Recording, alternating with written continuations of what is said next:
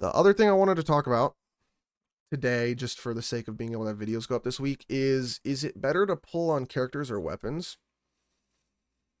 I actually got asked this like a lot in the comments of my tier list video of like, hey, if I want Yinlin, does she need her weapon? Or hey, I want Jinshi, but does she need her weapon? Or yada yada yada. And it's like, well, yeah, kinda.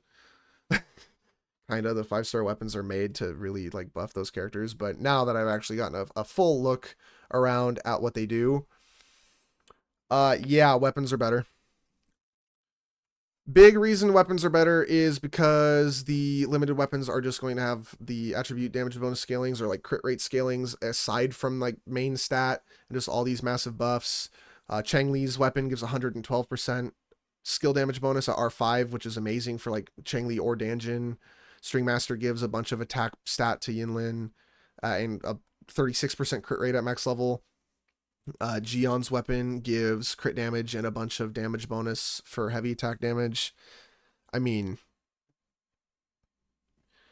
yeah, the weapons kind of help a lot.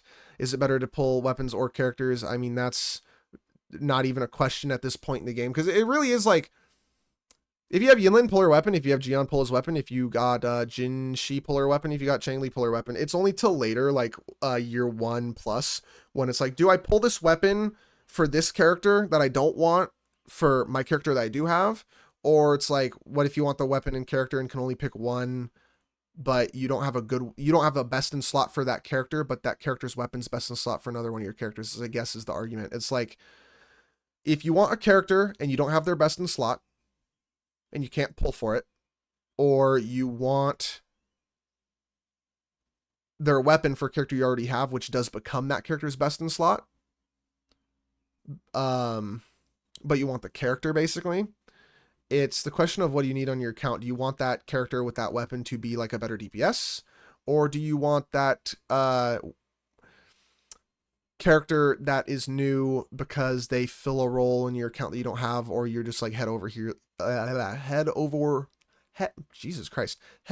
heels in love with them, right?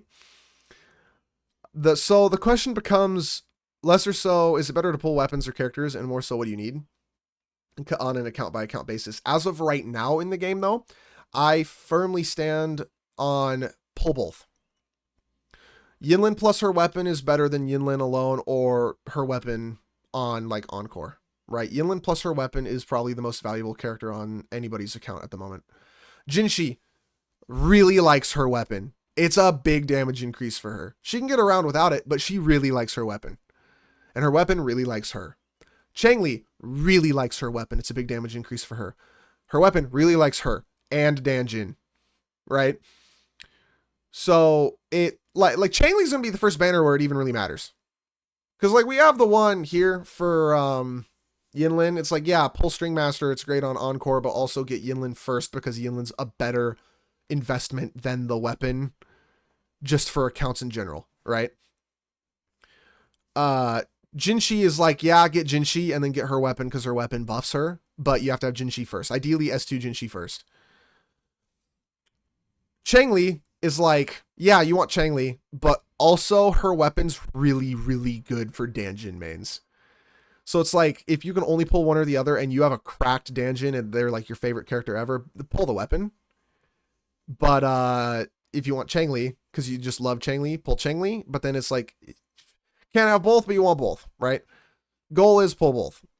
Pretty much goal is save and don't pull anything and cope forever until you have enough pulls saved to guarantee pity on your favorite of all characters, S6, or whatever sequence is like their biggest damage increase, basically. Like Jinshi needs S6 for damage, S2 for functionality.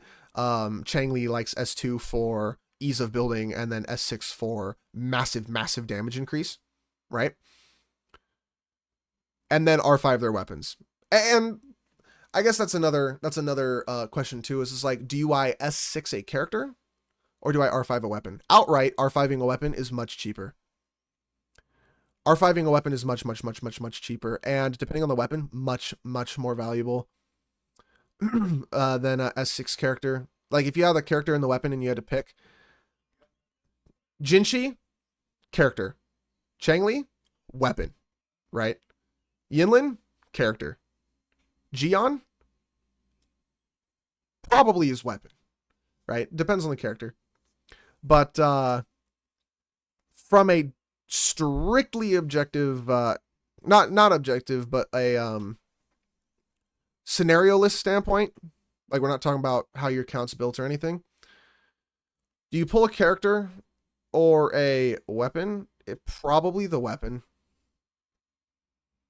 I think weapons are really important in this game. Weapons are very, very important in Crow Games' other game, Punishing Gray Raven, as well. It's just that they're very much more character-specific weapons. But you want them. They kind of make or break the character a lot of the time. Obviously, you get the character first because in that game, because they're so specialized, it's like, why would you get it if you don't have the character? But in this game, when weapons can go to anybody, if it's a more universal effect, which they all pretty much are, yeah, I get the weapon. Jinshi's weapon is stupid strong the second we have a Broadblade character that scales off of skill damage again, right? Gion's weapon, stupid strong the second we get a heavy attack damage scaling Broadblade character that's not Gion. Yinlin's weapon, super duper strong for a character that likes being off the field. Changli's weapon is going to be the first limited 5-star weapon that's like, yeah, you don't even need to have the character it's made for. It's still a, like, very, very good pull off rip because Danjin gets massive benefit from it. Spectro Rover also gets good damage from it. Who else? Technically, Sanhua gets a big bonus from it. Danjin, I mean, literally gets like all of it. Danjin might be able to utilize Changli's weapon better than Changli can. That's not even a joke. And then like Yang, and Yang can use it too to a pretty decent extent, although she's more so ult scaling and like mid-air attack scaling. So it's like Danjin and Sanhua and Spectro Rover can use it too. Like this is the first 5-star limited weapon that more than just one character can use. Technically, you can use String Master with Encore, and it's like, yeah, that's fine. But the String Master was most like the substats were made for Yinlin. Gion's weapon, the substat thing here, was made for Gion. And Jinshi's is made for Jinshi. There's no other characters that can properly, fully utilize this damage boost, which is why it is, like, even for Calcharo, not his best in slot. It's ever so slightly under the free-to-play one. Or the free, the standard banner 5-star one. And, for the sword, I mean, if it's not, like, hold on, who's it on? Lunar Cutter or the Commando sword is better on characters that don't use skill damage. And, like, don't really care about the damage of their skill. Sanhua, it's okay on, actually, because her skill does okay damage, but she's mostly ult. But it's mostly Spectro Rover and Danjin and Changli when that comes out. And that's going to be, like, actually Danjin is going to want to fight over Changli for that sword. Like, it's good enough on 2 characters that it is both of their best in slot. It's technically String Master's Encore's best in slot, too. But it's not getting the full use for Encore as it is for Yinlin.